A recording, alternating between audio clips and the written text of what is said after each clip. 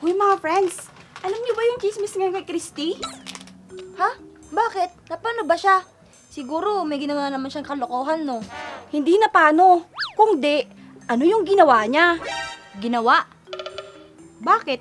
Anong ginawa niya? Siguro nabuntis siya, no? Hala, hindi. Ano ba kayo? Kakapakilala pa lang niya nung guy sa parents niya. Buntis agad. Kung ganun, may bago siyang BF. Nakakainggit naman. Ay naku Hana, huwag ka nga masyadong nagpapaniwala kay Emma. Bakit naman, Myla? Tumukhang to, sinungaling? Kaya nga naman, Myla, ikaw ba? Wala kang tiwala sa akin? Wala. Alam mo kung bakit? Bakit nga ba? May galit ka ba sa akin? Oo, meron. Gusto nyo ba talagang malaman? Tara, sunod kayo sa akin.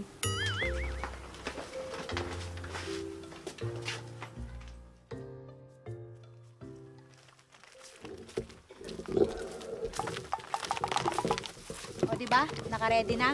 Pinaghandaan ko talaga to para siguradong walang makarinig sa atin. Bakit nga ba may galit ka sa akin? Sabihin mo na.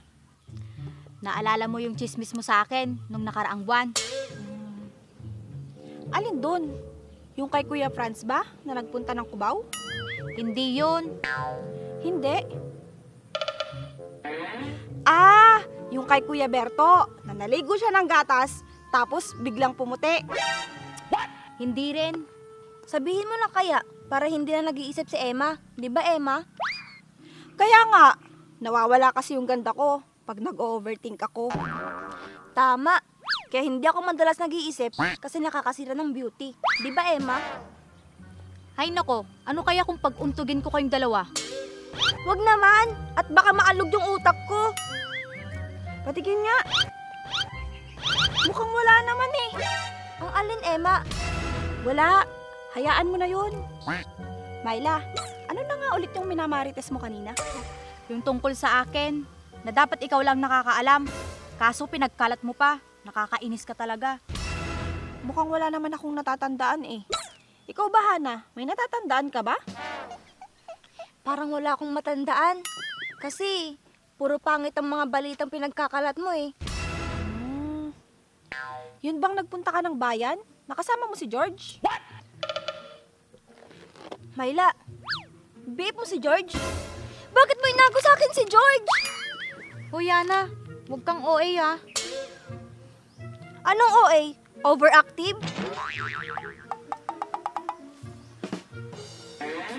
Patingin nga ulit ako ng ulo mo, Hana. Bakit ganun? Kompleto naman ah. Bakit kaya? Ano yun, Emma? Ah, wala. Ah, okay. Hay nako, Ah, alam ko na. Nung nakaraang linggo, nung magkasama kayo ni ano? Ano na nga kasing pangalan nun? si Jonathan? Hindi. Masyadong gwapo yun para sa'yo. Pogi pala si Jonathan. Ngayon ko lang nalaman. Bakit wala nagsabi sa akin? Pasensya ka na kung hindi namin nasabi sa'yo. Akala ko pa naman, ikaw yung numero unong marites dito sa atin. Sorry na, Hana.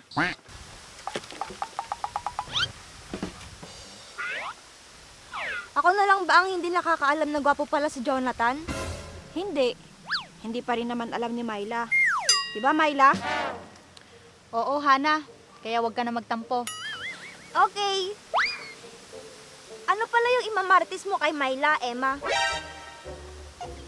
Hindi ko talaga matandaan, Myla. Kaya sabihin mo na lang. Ginagawa mo pa kaming fortune teller ni Hana. Fortune teller? Hoy, Emma! Huwag mo akong isama sa kalokohan mo, ha? Hindi ako naninigarilyo. Fortune teller ka dyan. Buti na lang talaga at maganda ka. Aba, oo naman. Hindi gaya niyong dalawa.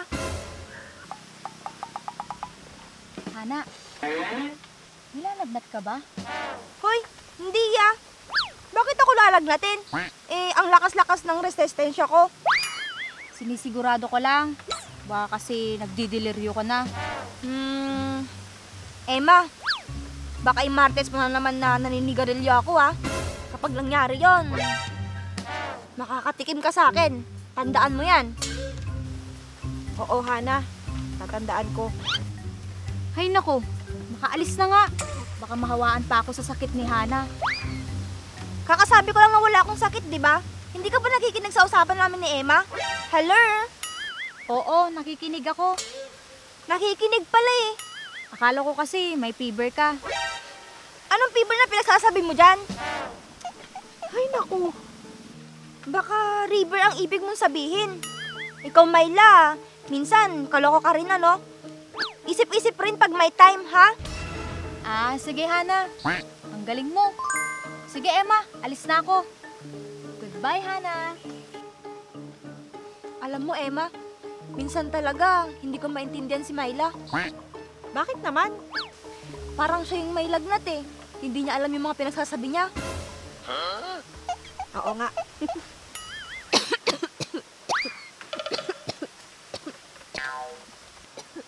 Naku, Hana. Baka may lagnat ka na nga. Ay, oo nga. Medyo mainit na yung noo ko. Sige na, Hana. Baka mahawa pa ako sa'yo. Sige, bye! Ay nako, ang hirap namang intindihan ng dalawang yun. Makalis na nga, pakainom na nga ng drops. Naiwan ni Myla, akin na lang.